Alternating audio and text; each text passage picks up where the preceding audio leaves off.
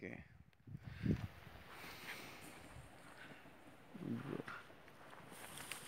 या या कनसे सर, आता आपण पाहिलं की ज्वारीचं जे रान आहे त्याच्या शेजारीच हा गहू आहे की नाही. तर सगळा गहू एकसारखा आहे. आता सर एक काम करा. हो, अच्छा, तुम्ही हे पलीकडचा न वापरलेला तोडून आणला वापरा. एक कनसे साहेब, तुम्ही एक गव्हाचं हे तोडा की जिथं वापरलेला आहे.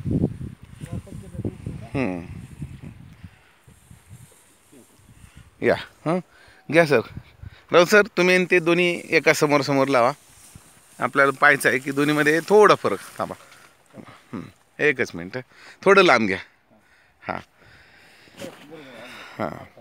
तर राऊत साहेब, हे पलीकडे जिथं स्प्रे नाही झाला तिथला गहू तुम्ही उपटला आणि कनशे साहेब तुम्ही स्प्रे केलेला आहे. किती स्प्रे झाले याच्यावर? 3 स्प्रे झाले. कशाचे? सुरुवातीला ग्लो नायट्रोकिंगचे 2 हां आणि ब्लू मनी नायट्रोकिंगचा 1 हां आणि परत ह्याला बीज प्रक्रिया केली हां. आणि जमिनीमध्ये प्रीमियम नायट्रोकिंग वापरतो.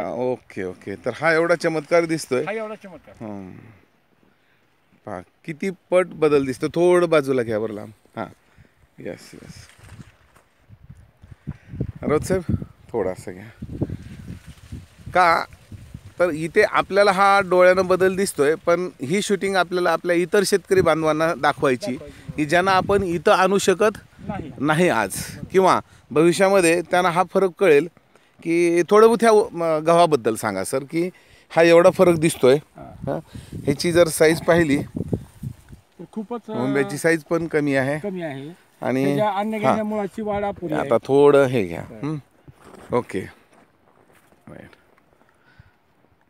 तर एवढा मोठा प्रचंड बदल दिसतोय.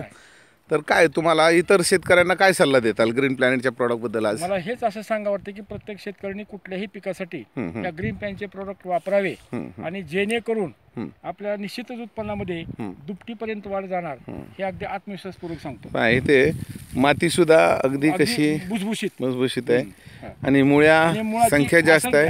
असंख्य पटीमध्ये. इकडे मात्र काहीच नाही. इकडे ज्याला आम्ही चौपट पाचपट एकदम हे अगदी सुदर्शन चक्रासारखे नुसत्या मुळ्याच आहे तिथे. इथं मात्र अगदी 1 2 3 4 मोजके. आणि इकडे फुटवा आहे पुरा, इकडे फुटवा भरपूर आहे.